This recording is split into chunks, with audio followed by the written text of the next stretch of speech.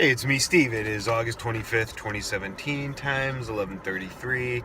It's about 65 degrees Fahrenheit out. It's actually pretty nice out today. I just want to say I woke up really congested this morning, so if I start coughing, I apologize in advance. I should take care of that. But anyway, I'm going to talk today about two things, just real quick. I actually do enjoy philosophy and philosophical arguments and stuff like that, but I don't really think about them that much these days anymore. But there's two I'm going to address here because the first, nothingness, all right? That's come up a lot lately. Like you often hear people say you can't get something from nothing. Well, what's nothing? Nothing is just the absence of something. And usually when we say nothing, we're talking about something very specific. Like you buy a house and you have a room that's empty. You walk in there and you say, oh, there's nothing here.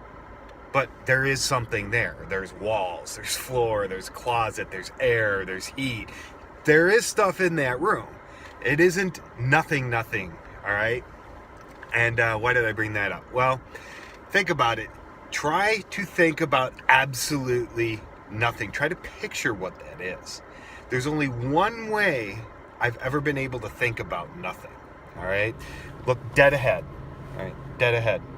Now, this isn't going to work because I'm staring into the camera so I can see. But if you look dead ahead, what do you see behind you? Nothing.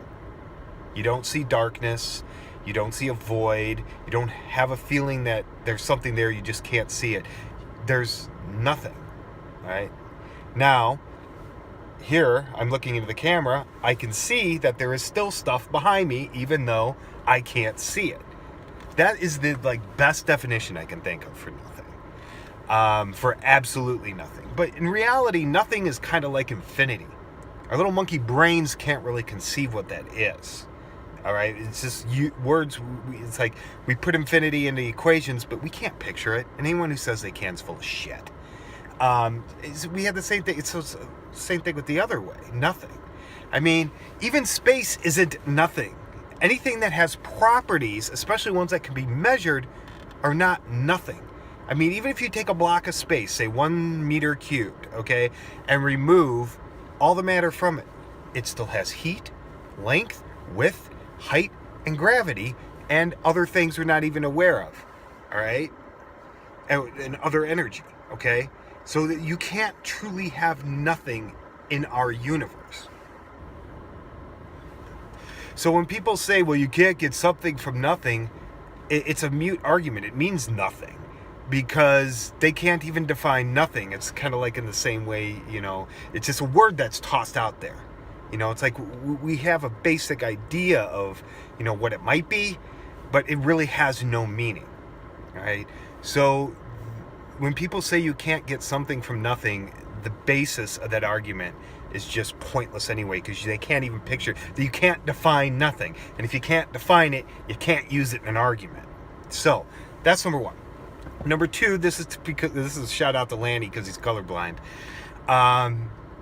Another one that this was back in college. Somebody asked, the teacher asked, well, if you knew everything about the color red, but you were 100% colorblind, just couldn't see any color, but you knew everything about any of the colors, but you knew the values, you knew like how many angstroms the angstrom range that is, and all the properties and all that of color. When you actually see color, do you gain any new information? Now, the correct answer is no. But in reality, the answer is yes, and this is why. If you've ever done those colorblind charts, say you're 100% colorblind, you look at those dots they have all over the place, and they would just look gray to you, all right? Just one big circle with a bunch of little gray circles in it.